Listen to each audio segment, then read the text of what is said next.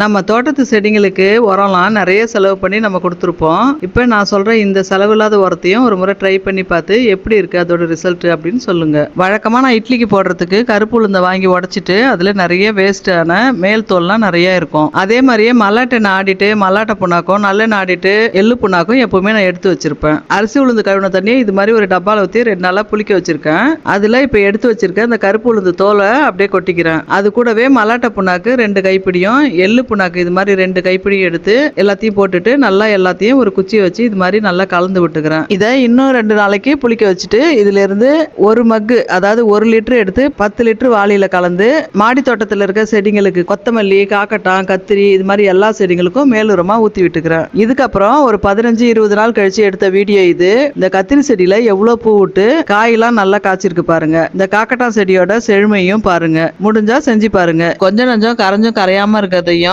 கம்போஸ்ட்லயோ இல்ல வீட்டு தோட்டத்துல செடிங்களுக்கு பக்கத்துலயோ இது மாதிரி போட்டு புதைச்சி விட்டுக்கிறேன். இயற்கை நேசிப்போம்.